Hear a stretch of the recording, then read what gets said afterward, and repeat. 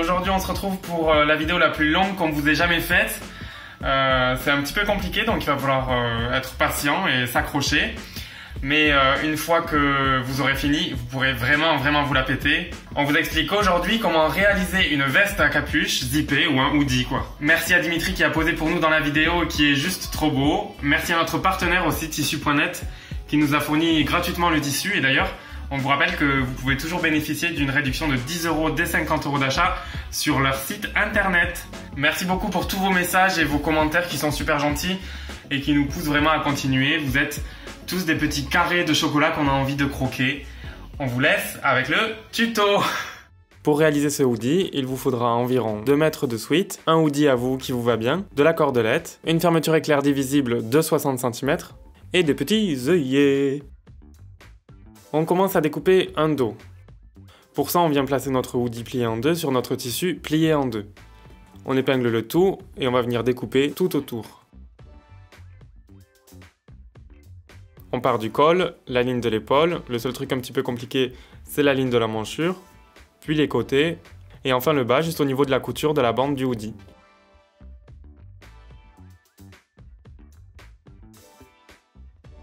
On se sert du dos pour découper notre devant toujours sur le tissu plié en deux.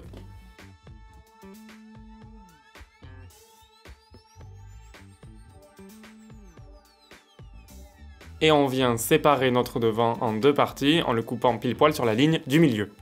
Pour les manches, c'est exactement le principe, surtout si vous suivez la chaîne, vous commencez à avoir l'habitude. On place les manches sur le tissu toujours plié en deux, on vient les épingler et on découpe tout autour. Pour la ligne de la manchure, on soulève délicatement le hoodie et on vient découper en suivant la courbe. On découpe tout le long et au bas de la manche, au niveau de la couture de la bande. Et on n'oublie pas de se servir de cette manche pour pouvoir découper l'autre manche.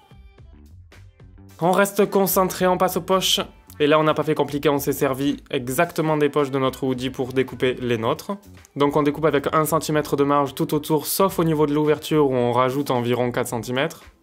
Et au moment de découper l'autre poche, on fait bien attention de découper une poche symétrique. Du coup, on place l'endroit de notre poche sur l'endroit du tissu au moment de la découpe. On vient créer les finitions de l'ouverture de la poche en la repliant sur les quelques centimètres qu'on avait découpés en trop, en la surpiquant.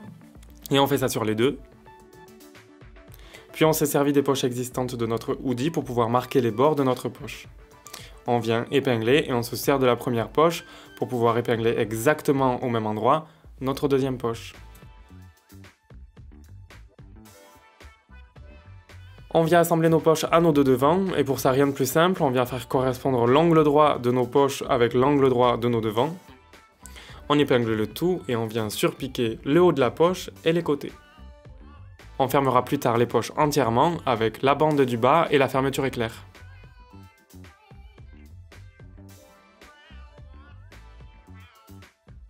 Puis très rapidement, on vient assembler le devant au dos au niveau de la couture des épaules. Et on va faire ça avec un point élastique.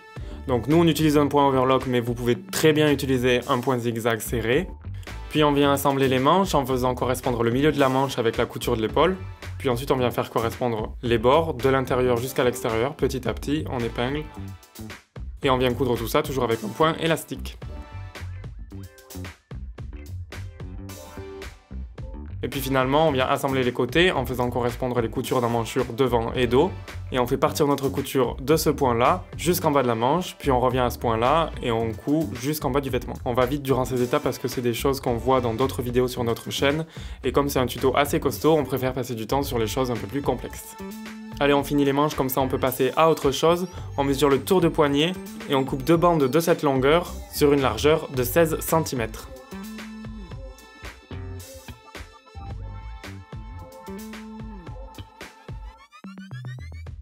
On assemble les 2 bouts de chaque poignet.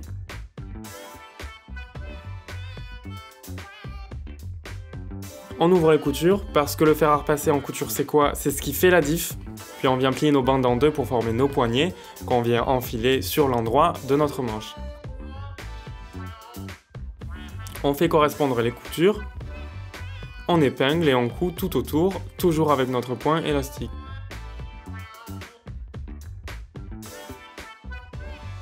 Et voilà, les manches, c'est fini, on passe au bas du vêtement. Clac, clac, clac, clac, clac, clac, clac. Donc on mesure le bas de notre vêtement et on enlève 5 cm pour déterminer la longueur de la bande, pour créer ce petit effet boule resserrée en bas du hoodie. Après coup, on s'est rendu compte qu'on aurait pu enlever 10 à 15 cm pour un effet un petit peu plus prononcé. Et on a découpé cette bande dans une largeur de 16 cm. On plie cette bande en deux dans le sens de la longueur et on vient l'épingler tout autour du bas de notre hoodie en faisant bien en sorte de répartir les anses de manière uniforme.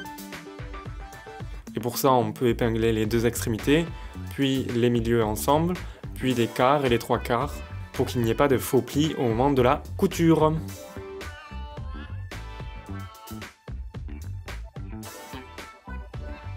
Et on assemble toujours ça avec notre point super solide et super élastique, notre point overlock. Et boum! Est-ce que ça commence pas à ressembler à un hoodie super stylé? Je crois bien. Pour assembler la fermeture éclair, c'est pas compliqué, on vient l'épingler sur l'endroit, le long des bords de notre veste, les dents tournées vers l'extérieur. Et on fait bien attention que le bas de notre fermeture soit exactement au même endroit des 2 côtés, nous on les a placés à 2 mm du bord. On épingle en remontant sur tout le long et on vient coudre notre belle fermeture avec un joli pied spécial fermeture. On prend son temps à ce moment-là parce qu'une fermeture c'est un petit peu stressant à coudre et on fait bien attention de replier le bout de la fermeture pour des finitions impeccables. Et pour que ce soit un petit peu plus propre, on vient découper le surplus derrière la fermeture. Et ensuite, pour finir cette étape, on vient surpiquer la fermeture. Et là, on fait très attention parce qu'il commence à y avoir beaucoup d'épaisseur de tissu. Alors, au niveau des zones un petit peu à risque, on coud carrément avec la main pour y aller tout doucement. Et on remonte comme ça jusqu'en haut de notre devant qu'on a bien pris soin de ne pas couper au niveau de l'encoulure, justement pour ne pas foirer la pose de notre fermeture. On fait exactement pareil pour l'autre côté. Et les gars, je crois bien qu'on va pouvoir passer à la capuche. Et voilà pourquoi on n'a pas découpé l'encolure de nos 2 devants. Maintenant, on est libre de la couper exactement 2 cm au-dessus de nos 2 fermetures. On vient mesurer notre encolure, on divise ce nombre par 4 et on le garde en tête pendant quelques secondes. On plie le reste de notre tissu en 4 et on vient placer le haut de notre capuche dans le coin où il n'y a aucun bord brut. On découpe le bas de notre capuche avec un angle, comme sur la capuche de notre hoodie.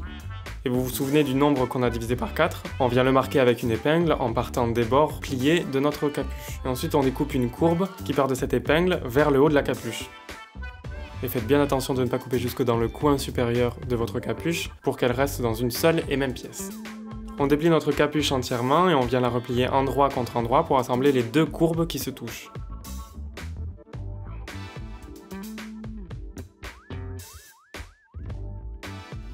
Pour faire en sorte de former votre capuche, vous faites correspondre les 2 coutures ensemble, vous les épinglez.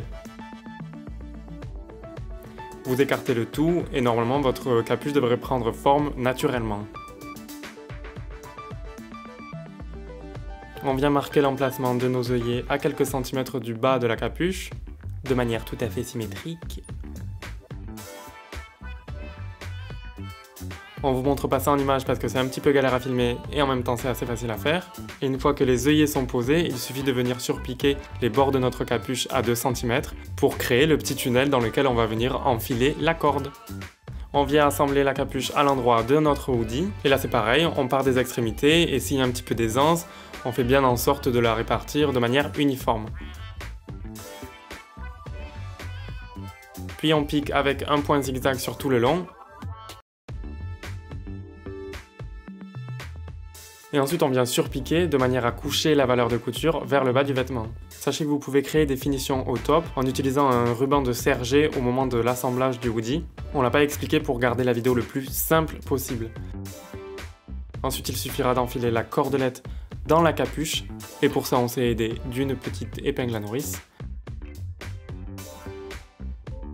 On vient en coller les bouts avec de la colle chaude pour pas que ça s'effiloche.